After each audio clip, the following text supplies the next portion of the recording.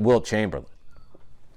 Going way, way, way back. Walt would have had more rings if it wasn't for that dynasty that Boston was running back in the 60s. Fair. Absolutely. And so he did get one in Philadelphia in the 66-67 season. Yes, sir. And I believe he got one in LA 72-73-ish, if I'm not mistaken. Right on. Mm-hmm. Absolutely. But any man that scores 100 points in the game. Yeah, and I mean, like, he had that one season where he averaged 50 points a game. Yes, absolutely. That's unheard of. I mean, I think at Jordan's best, he was he was averaging like 35, 40 a game. Maybe mid to high 30s. Which was impressive during his time. Exactly. But that's saying how much better the player. Right. Of course, you had people. They're going to say there was a lot more disparity during the league, back in the 60s, but at the same time, it is what it is. Absolutely. You have to take those the are the best players in the world, at that time. Yes. And keep in mind, it's just like, those guys didn't have the nutrition or the athletic training, that we know about now. I mean, these guys were playing in Chuck Converse canvas sneakers back then. I couldn't even imagine. No. The broken ankle. Oh, yeah, exactly. Yeah.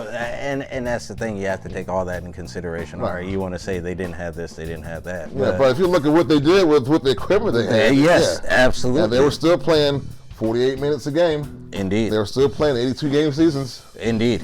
Now, what I don't like is, and please, somebody comment on the video, how many steps are you allowed to take going for a layup? 2. That's what I thought, 2. Yeah, so, if you look at, and so, they start letting Drew getting away with 3, 3.5, and now you got James Harden. This guy looks like he's a Gregory Hines tap dancing in a Broadway show. I'm like, oh my God.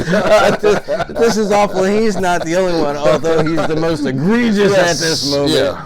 I'm just like, when did this start happening? Like, I understood it when they let Jordan have an extra step because they knew it was going to be a highlight from half court. Yeah. We're going to be able to sell 50 million posters, so just let it go. Yes, absolutely. There's a sneaker deal on the line. I'm not seeing what's going on with 4 and 5 steps to get to the rim. There's some changes to basketball right now that I like to see them change back so we can get to a regular game. Right. Yeah, but nonetheless, I agree. Again, I have to say, Bron's up there in the conversation. Am I willing to say that he is the GOAT? No, because we have so many generations still to come with this game. For right now, yes, that's a distinct possibility. Top 5 for sure. Absolutely. Based on body of work. And let's not forget Kobe. Right. Rest in peace. Yes, absolutely. Because Kobe was just magic out on the court. We shouldn't have known something was going down with this year when Kobe, passed away in a helicopter accident earlier. I was so shocked. Because it's just been downhill ever since. Oh, well, that just goes to speak on 2020. Exactly. Yeah, 2020 has been that kind of year. I would have never expected it in a million years for that young man to pass away. Right. My gosh, like you said, rest in peace, Kobe. Rest in peace. Yep. He was one of the greatest to ever play the game. Black Mamba. Yes, absolutely. So only player to have 2 of his numbers retired by the same team. Absolutely. That's impressive. And he only took 2 steps to get to the basket. Right, exactly. I'm gonna tell you what, Kobe could have played in any era. I don't care what anybody says. Absolutely. I would have liked to have seen Kobe versus Jordan and both of them. Both of their primes, both with the best teams around them. So yes, absolutely. I'm going to go, take the 91 through 96, 97 Bulls. Ooh. All right. Take them, with the Lakers who won that three-peat. Okay. Shaq and Kobe. Yes. You take those teams now. Granted, it's the same coach, but nonetheless, in a hypothetical. Yes, and that's all we're doing, hypothetical. But absolutely, I think those would have been great games. Right. I think the Bulls had a little more depth at that. Given the teams that you just mentioned, I think the Bulls had a little more depth. But I think, Kobe and Shaq could have still, gave them a run for their money. I think the Bulls come out on top on that. 2 out of 4 times. It'd have been 3 out of 4 times. I give the Bulls 3 out of 4 times. This is kind of like trying to say who would win in a head-to-head, Ali or Tyson, or Oh God, yes. You're exactly right. You're exactly right. Rocky versus any one of his other opponents in the movies.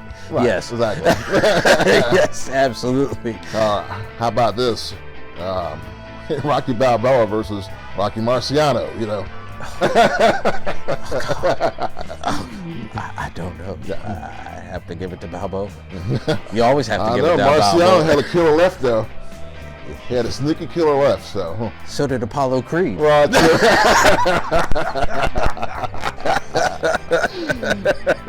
No, if you moving it towards boxing, I mean, Marciano, definitely one of the greatest.